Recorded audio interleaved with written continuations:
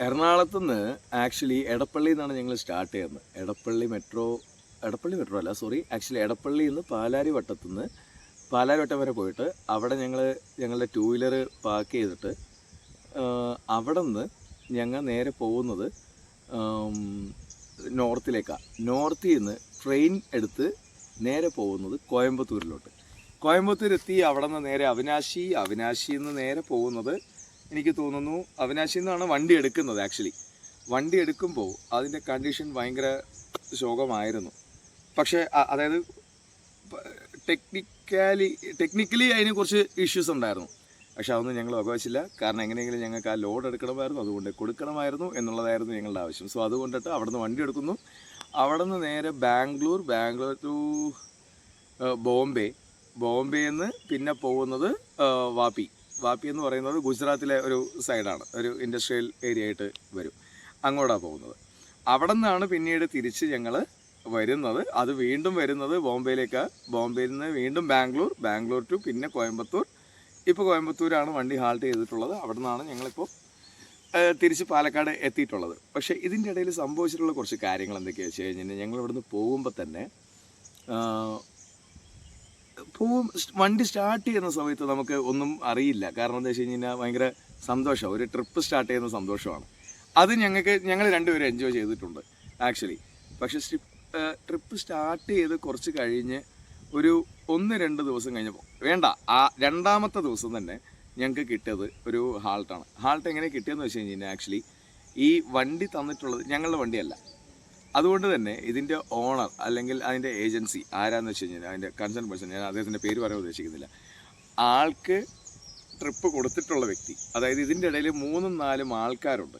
ഈ ആൾക്കാരുടെ കമ്മ്യൂണിക്കേഷൻ്റെ പ്രശ്നം കാരണം പുള്ളിക്കാരന് ഫണ്ട് വന്നില്ല, അല്ലാന്നുണ്ടെങ്കിൽ പുള്ളിക്കാരന് എമൗണ്ട് കിട്ടിയില്ല. സോ അതുകൊണ്ട് തന്നെ ഞങ്ങൾക്ക് ട്രാവൽ ചെയ്യാനുള്ള എക്സ്പെൻസ് അദ്ദേഹത്തിന് തരാൻ പറ്റിയില്ല. പാവം ആളുടെ തെറ്റല്ല.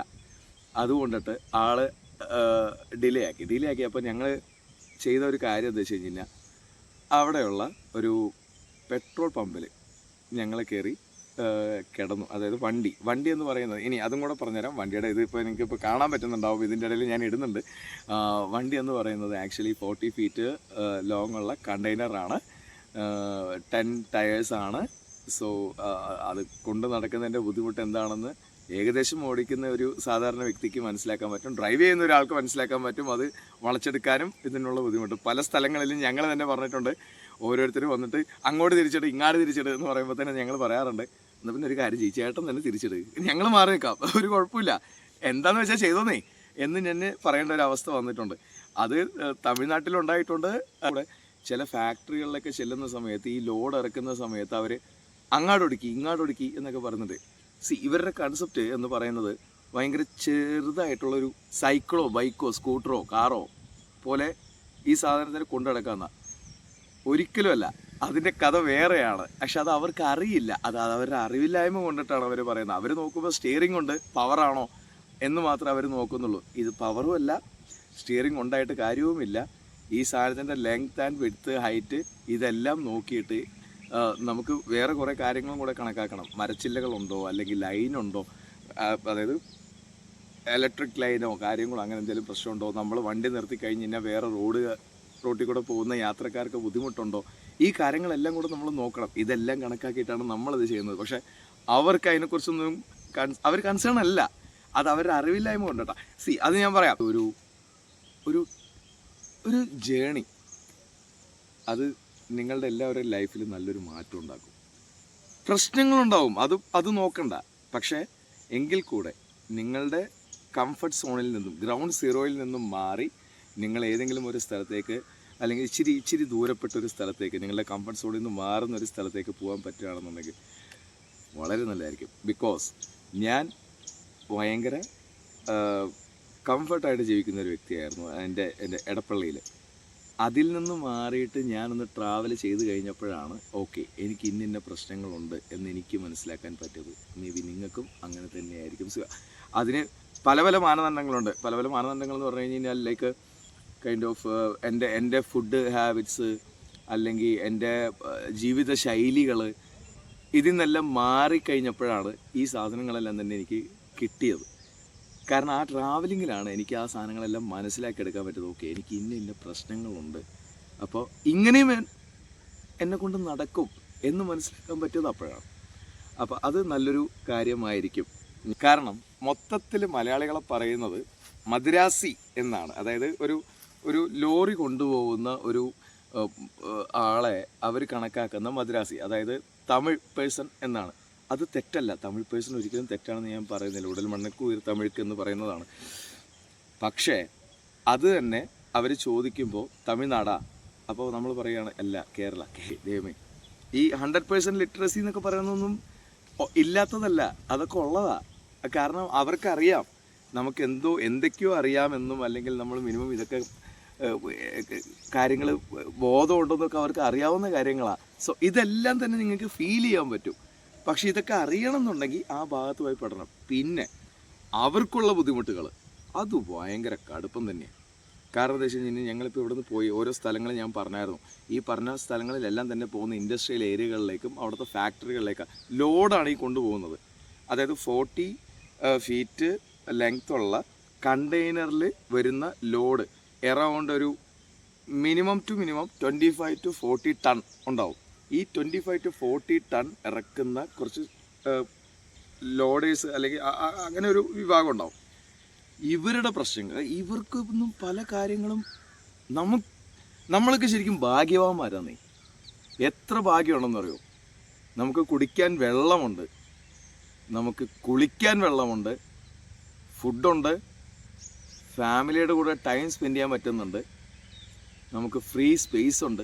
എന്തിന് ഈ വീഡിയോ എടുക്കുന്ന ഇത്രയും സമയം എനിക്ക് കിട്ടുന്നുണ്ട്, നിങ്ങളുടെ അടുത്ത് ഇൻട്രാക്ട് ചെയ്യാൻ പറ്റുന്നുണ്ട്, എൻ്റെ എക്സ്പ്രഷൻസ് എല്ലാം എക്സ്പ്രസ് ചെയ്യാൻ പറ്റുന്നുണ്ട്. ഇതൊന്നും പറ്റാത്ത ആൾക്കാരുമുണ്ട്. അങ്ങനെയുള്ള ആൾക്കാരെയും കണ്ടിട്ടുണ്ട്. അത് ഒരു അടിച്ചമർത്തപ്പെട്ട സമുദായം അല്ലെങ്കിൽ അങ്ങനെ ഒരു വിഭാഗം എന്ന് പറയുന്ന പോലെയാണ്. അങ്ങനെയുള്ള ആൾക്കാരെയും കാണാൻ പറ്റി. ഇതെല്ലാം സംഭവിച്ചത് വെറും 15. ഞാൻ അപ്പം ചിന്തിച്ചൊരു കാര്യമാണ്, സന്തോഷ് ജോർജ് കുളങ്ങര എന്ന് പറഞ്ഞ വ്യക്തി ഈ പറയുന്ന ഇത്രയും രാജ്യങ്ങൾ സന്ദർശിപ്പോൾ ഇതിനും മാത്രം എന്തോരം കാര്യങ്ങൾ കണ്ടു കാണും. അദ്ദേഹത്തിനൊക്കെ ശരിക്കും സല്യൂട്ട് ചെയ്യണം. കാരണം അയാൾ അതെല്ലാം കാണുക മാത്രമല്ല, അതെല്ലാം മറ്റുള്ളവരിലേക്ക് എത്തിച്ചു. പ്ലസ് ആ സമയത്ത് ചിലപ്പോൾ ചില കാര്യങ്ങൾ നമ്മൾ കാണിച്ചിട്ടുണ്ടാവില്ലായിരിക്കും, പക്ഷെ എങ്കിൽ കൂടെ ആ സമയത്ത് അയാൾ അവർക്ക് വേണ്ടുന്ന എന്തെങ്കിലും കാര്യങ്ങൾ ചെയ്തു കൊടുത്തു കാണും. തീർച്ചയായിട്ടും ചെയ്തു കൊടുത്തു കാണും. കാരണം അദ്ദേഹത്തിനെ പോലെ ഒരു വ്യക്തിയൊന്നും ഒരിക്കലും അങ്ങനെ ചെയ്യാതിരിക്കില്ല. എന്നാണ് തുടങ്ങിയത് ഇൻസ്റ്റാഗ്രാമിലും യൂട്യൂബിലും കുഞ്ഞു ഷോർട്ടുകൾ ഇട്ടിട്ട് ചെയ്തു തുടങ്ങിയൊരു സംഭവമാണ്. പക്ഷേ ഇതൊരു മുഴുനീള വ്ളോഗാക്കണമെന്നും അല്ലെങ്കിൽ നിങ്ങളുടെ അടുത്തേക്ക് ഈ കാര്യങ്ങൾ എത്തിക്കണമെന്നും തീരുമാനിക്കാൻ കാരണം തന്നെ ഈ കാര്യങ്ങളെല്ലാം പറയണം എന്നുള്ളതാണ്.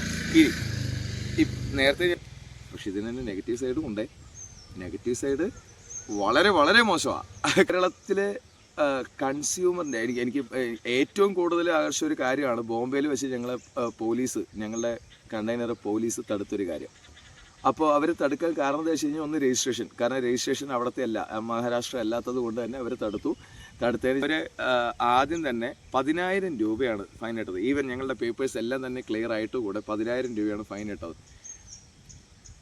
അവിടെ നിന്ന് ഊരിപ്പോരാൻ വേറെ വഴിയില്ല. കാരണം ഞങ്ങളുടെ ആവശ്യം എന്ന് പറയുന്നത് ഈ വണ്ടി എങ്ങനെയെങ്കിലും അവിടെ കൊണ്ടുപോയി ലോഡ് തീർത്ത് തിരിച്ച് കൊണ്ടുവരണം എന്നായിരുന്നു. അതുകൊണ്ട് തന്നെ 10,000 രൂപ എങ്ങനെയെങ്കിലുമൊക്കെ പറഞ്ഞ് 2,000 രൂപയിലേക്ക് മാറ്റി. ഈ 2,000 രൂപ വാങ്ങിച്ചെടുക്കാനായിട്ട് ഇപ്പോൾ ഈ വീഡിയോ എടുത്തുകൊണ്ടിരിക്കുന്ന ശ്രീത്ത് പറയുന്ന പുള്ളീനെ അവർ തന്നെ ഓട്ടോ കാശും കൊടുത്ത് കൊണ്ടുപോയി. അതായത് അറൗണ്ട് 150-160 റുപ്പീസ് അത്രയും രൂപ കൊടുത്ത് അവരാ പൈസ കൊടുത്ത് കൊണ്ടുപോയി. അവർക്ക് GPay ചെയ്യരുത് എന്ന് പറഞ്ഞു. അവർ ഞങ്ങൾക്ക് റെസിപ്റ്റ് തന്നിട്ടില്ല. പക്ഷേ 2,000 രൂപ ATM നിന്ന് വിഡ്രോ ചെയ്ത് ഞങ്ങൾ കൊടുക്കേണ്ടതായിട്ട് വന്നു. തിരിച്ച് വണ്ടി ഞങ്ങൾക്ക് അവിടെ നിന്ന് വിട്ട് കിട്ടാനായിട്ട്. ടോയ്ലറ്റ്, ചില ആൾക്കാർക്ക് ഫുഡ്, കംഫർട്ട് ഫുഡ്, അങ്ങനത്തെ പ്രശ്നങ്ങളുണ്ടാവും. സ്ത്രീകളാണെങ്കിൽ എസ്പെഷ്യലി. കാരണം എന്താ വെച്ച് കഴിഞ്ഞാൽ പമ്പുകളിൽ ഫ്രീ ടോയ്ലറ്റ് റീസെൻ്റായിട്ട് ഏതൊരു നമ്മുടെ കോട്ടയം സൈഡാണെന്ന് തോന്നുന്നു, ഒരു ന്യൂസ് അങ്ങനെ എന്തോ വന്നത്. ഒരു ലേഡി ടോയ്ലറ്റ് യൂസ് ചെയ്യാൻ ചോദിച്ചപ്പോൾ മറ്റേ പമ്പുകാർ സമ്മതിച്ചില്ല, അവർ ലോക്ക് ചെയ്ത് വെച്ചു. ആക്ച്വലി അതല്ല പ്രശ്നം. ഫ്രീ വാട്ടർ, ഫ്രീ ടോയ്ലറ്റ് ഇത് എല്ലാ പമ്പുകളിലും അലൗഡാണ്. പക്ഷേ ഇത് ഈ സ്റ്റാഫുകൾക്കും കുഴപ്പമില്ല. ഇതിൻ്റെ ഓണേഴ്സ് അല്ലാന്നുണ്ടെങ്കിൽ ആ ബാക്കിയുള്ള ആൾക്കാർ അല്ലെങ്കിൽ ക്ലീനിങ് സൂപ്പർവൈസർ എന്ന് പറയുന്ന ഒരു ഡിപ്പാർട്ട്മെൻ്റ് ഉണ്ട്. അവരാണ് ഇതിന് പ്രശ്നം ഉണ്ടാക്കുന്നത്. ലൈക്ക് കൈൻഡ് ഓഫ് ഇത് ഞങ്ങൾ തന്നെയല്ലേ ക്ലീൻ ചെയ്യണ്ടേ, നാളെ ഞങ്ങൾക്ക് തന്നെയല്ലേ ഇത് ബുദ്ധിമുട്ടായി വരുന്നത് എന്നുള്ള ആ ചിന്താഗതിയാണ് മാറ്റിയെടുക്കേണ്ടത്. പിന്നെ സെൽഫ് റെസ്പോൺസിബിൾ എന്ന് പറഞ്ഞൊരു സാധനം കൂടെ ഉണ്ട്. ഇത് ചെയ്തിട്ട് വേണം ഇങ്ങനെ കുരയ്ക്കാനായിട്ട്. എനിക്ക് മനസ്സിലായ കാര്യം അതാണ്. ഇത് ചെയ്യാണ്ട് എനിക്ക് ടോയ്ലറ്റ് വേണം, എനിക്ക് ഫ്രീ വെള്ളം വേണം എന്ന് പറഞ്ഞ് വാശി വെച്ചിട്ട് ഒരു കാര്യമില്ല. മറ്റേ ഏതൊരു സിനിമയിലൊക്കെ പറയുന്ന പോലെ ആദ്യം സ്വയം നന്നാവുക എന്നിട്ട് തന്നെത്താൻ നന്നാക്കാൻ നോക്കുന്നത് എന്ന് പറയുന്ന പോലെ കാര്യമാണത്. 15 ദിവസത്തെ ഒരു പരിപാടിയായിരുന്നു. അപ്പോൾ അത്രയും കാര്യങ്ങൾ എനിക്ക് ഒരിക്കലും 15 മിനിറ്റ് കൊണ്ടോ അത്രയും സമയം കൊണ്ട് പറഞ്ഞു തീർക്കാൻ പറ്റില്ല. അപ്പോൾ ഇഷ്ടം പോലെ കാര്യങ്ങൾ എനിക്ക് നിങ്ങളുടെ അടുത്ത് പറയാനുണ്ട്. എന്താണെന്നുണ്ടെങ്കിൽ തീർച്ചയായിട്ടും പറയും. പക്ഷെ അതിന് മുന്നേ ഇതാണ് ശ്രീത്ത്. ആള് കോട്ടയംകാരനാണ്. ആള് സെയിൽസ് അതിൻ്റെ മാർക്കറ്റിംഗ് പരിപാടികളും കാര്യങ്ങളൊക്കെ ആയിട്ട് അത് നടന്നുകൊണ്ടിരുന്നതാണ്. എങ്ങനെയുണ്ടായിരുന്നു?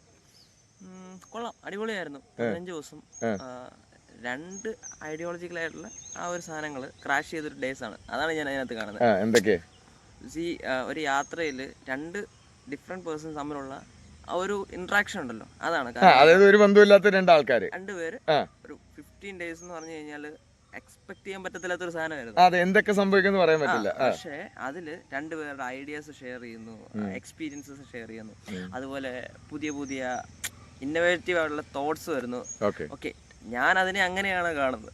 തമാശ പറഞ്ഞതല്ല, യാത്രകൾ എന്നും നിങ്ങൾക്ക് ഉപകാരപ്പെടുള്ളൂ. ഒരിക്കലും നിങ്ങൾക്ക് അതൊരു റിഗ്രറ്റ് ആയിട്ട് ഫീൽ ചെയ്യില്ല. പറഞ്ഞോ. ഒത്തിരി അറിവുകൾ കിട്ടും. കാരണം ഓരോരോ ആൾക്കാരുടെ അവസ്ഥകൾ, അവരനുഭവിക്കുന്ന ബുദ്ധിമുട്ടുകൾ, അല്ലെങ്കിൽ കണ്ടില്ല ലാസ്റ്റ് വണ്ടി പാർക്ക് ചെയ്യാൻ പറ്റില്ല, ഡീസൽ തെഫ്റ്റ് വന്നതും, അപ്പൊ അങ്ങനെ കുറെ സാധനങ്ങൾ നമുക്കല്ല കേട്ടോ പോകുന്ന വേറൊരു ആളുടെ അനുഭവം നമ്മളോട് പറഞ്ഞാണ്. അപ്പോൾ ഇവരനുഭവിക്കുന്ന ബുദ്ധിമുട്ടുകൾ ആരും അറിയുന്നില്ല. കാരണം ഇവർ ഫാമിലിയിൽ പോലും അറിയിക്കുന്നില്ല. കാരണം എന്താണ്, അവർ ട്രക്ക് ഡ്രൈവേഴ്സിനെ പണ്ട് തൊട്ടേ ഈ സിനിമകളിലൊക്കെ വേറൊരു ശൈലിയിലാണ് അവതരിപ്പിച്ചു വെച്ചേക്കുന്നത്. അതുകൊണ്ടിട്ടാണ് ആ ഒരു തോട്ടാണ് എല്ലാവർക്കും. ഇവർ വന്നു കഴിഞ്ഞാൽ ഭയങ്കര ഇതാണ്, അല്ലെങ്കിൽ ഇവരത്ര മോശം ആൾക്കാരാണ് എന്നുള്ള ഒരു ചിന്താഗതിയാണ്. കാരണം ഡ്രൈവേഴ്സ് എല്ലാം ഭയങ്കര എന്താണ്, നീ കൊള്ളാലോടി പെണ്ണേ ഓക്കെ, ആ ഒരു സെറ്റപ്പാണ്. അപ്പം പക്ഷേ എന്നാല് ഒരു 90% ഡ്രൈവേഴ്സും ഇവർ ഈ സാഹചര്യങ്ങളെല്ലാം ഫേസ് ചെയ്യുന്ന അവർ ഒരു പക്ഷേ എഡ്യൂക്കേറ്റഡ് അല്ലായിരിക്കും. അവർക്ക് കിട്ടിയ ഒരു ഓപ്ഷൻ ഇല്ലെങ്കിൽ അവർ സ്കില്ലായിട്ട് ഏൺ ചെയ്തേക്കുന്ന ഈ ഒരു കാര്യമായിരിക്കും ഡ്രൈവിംഗ്. ഒരു ആപ്ലിക്കേഷൻ ഡെവലപ്പ് ചെയ്യുന്നതിന്റെ കാര്യം പറഞ്ഞിട്ടുണ്ടായിരുന്നു, അതിനെ കുറിച്ചിട്ടാണ് ഈ പറയുന്നത് അല്ലേ? ആ ഒരു കൺസെപ്റ്റ് നമ്മൾ മറ്റുള്ളവർക്ക് പറയുമ്പോ അവര് പറയുന്നത് ഇതെപ്പോ വരും, അപ്പൊ ഞങ്ങൾക്കും കൂടെ ഉപകാരമാണ് എല്ലാ. ഇനി അത് പറഞ്ഞപ്പോഴാണ് ഞാൻ ഇതിനു വേണ്ടി കാക്കിയിട്ടതല്ല. അതെ, എനിക്ക് ഇത്രയും ട്രാവൽ ചെയ്ത് വന്നത് കൊണ്ടിട്ട് എൻ്റെ ഡ്രസ്സുകളെല്ലാം തന്നെ അലക്കാൻ കിട്ടും. അപ്പോൾ എൻ്റെ അനിയൻ്റെ ടീഷർട്ട് എടുത്തിട്ടുള്ളൂ, അത് കഷ്ടകാലത്തിന് കാക്കിയായി പോവുക ചെയ്യും. അത് പറ്റും. ഇതൊന്നും ഞങ്ങൾക്ക് പറഞ്ഞു തീർക്കാൻ പറ്റില്ല, ഒരു വീഡിയോയിൽ കൊണ്ട് പറഞ്ഞു തീർക്കാൻ ഞങ്ങൾ ഉദ്ദേശിക്കുന്നുമില്ല. അതുകൊണ്ട് തീർച്ചയായിട്ടും ഞങ്ങൾ വീണ്ടും വരും, വീണ്ടും നിങ്ങളുടെ അടുത്ത് ഈ കാര്യങ്ങളൊക്കെ തന്നെ പറയും. ഈ കാര്യങ്ങളല്ല, ഇനി കിട്ടിയ കാര്യങ്ങൾ, അടുത്ത കാര്യങ്ങൾ പറയും. പറ്റും എന്നുണ്ടെങ്കിൽ കൂടെ നിൽക്കുക, സപ്പോർട്ട് ചെയ്യുക. Bye from Srijit and Jackson.